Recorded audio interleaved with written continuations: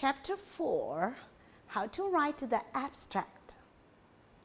As we know, abstracts with poor quality do seriously have the negative influence on the smooth academic communication, because such abstracts are usually written with jargons which are unintelligible and incomprehensible to readers. Definition: an abstract is viewed as a small-size version of the paper, providing a concise summary of each part of the paper's main sections. Introduction, materials and method, results, and discussion. A well-prepared abstract enables readers to identify the basic content of document quickly and accurately, to define its relevance to their interests, and thus to decide whether they need to read the document in its entirety. How do people read the abstract? Usually, either in the original journal or as retrieved by computer research. How about its length? The abstract should not exceed the length specified by the journal, and it should be designed to define clearly what is dealt with in the paper. Typically, the abstract should be typed as a single paragraph. Some journals, however, run structured abstracts consisting of a few brief paragraphs, each preceded by the standardized subheadings. Ingredients.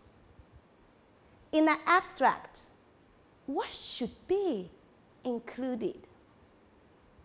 The abstract should first state the principal objective and scope of the investigation.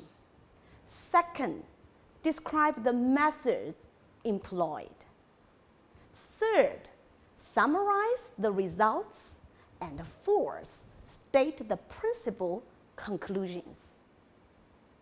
Some people are confused about the role of conclusions.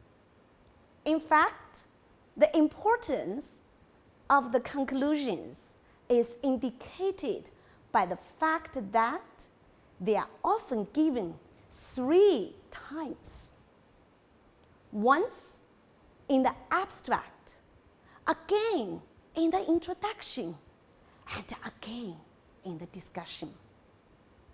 Then some people are confused about the tense of the abstract.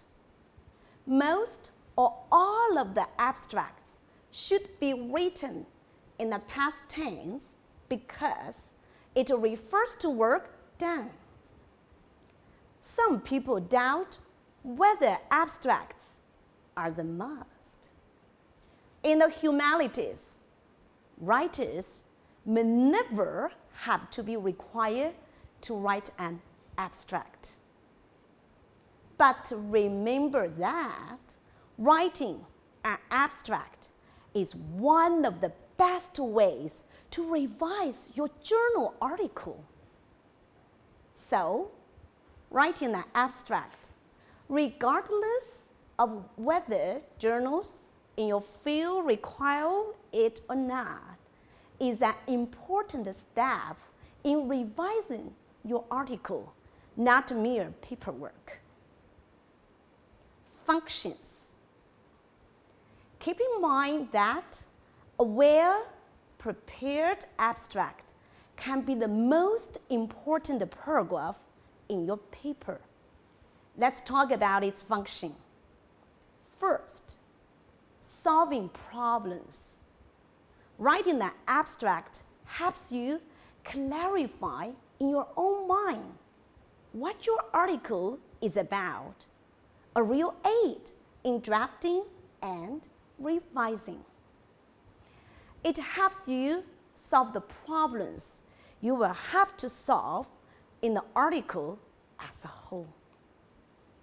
Since an abstract is the miniature version of your article, for example, less than 250 words in the humanities and less than 120 in the social sciences, it provides you with the opportunity to distill your ideas and identify the most important. It also serves you as a diagnostic tool. If you cannot write a brief abstract of your article, then your article may lack focus. Second, connecting with editors. Having an abstract provides a way for editors to connect with your work without reading your entire article. A real aid in finding an appropriate journal. With it, editors can encourage potential peer reviewers to review your article. Since getting reviewers can sometimes be troublesome, this is an important effect of a good abstract. Third, getting fun. If your abstract is published, you provide a way for scholars to find your work and read it. Keywords and proper nouns embedded in the abstract provide an important path to your article for researchers who would not find your work based on your title alone. Fourth, getting read. Your abstract is essential in convincing scholars to decide to read your article. It communicates the article's importance and demonstrates whether reading it will add to a researcher's knowledge. It helps potential readers decide if your methodology is adequate or your approach is fresh. Fifth, getting cited.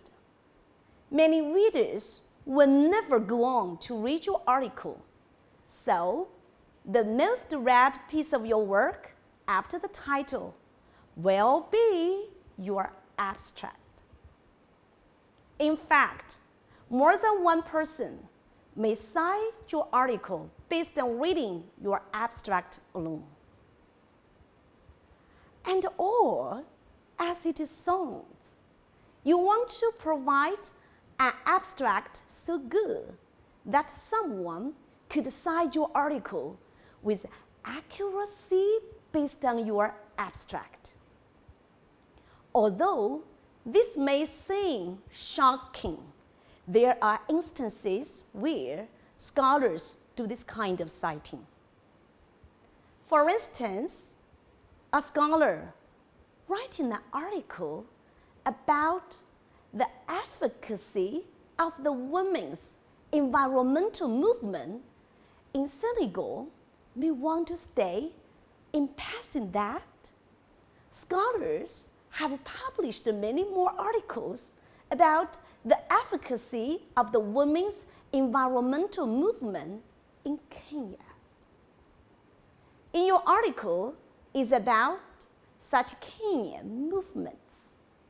You want that scholar to be able to add your article to the EndNote listing such works, even if the scholar has only had access to your abstract online.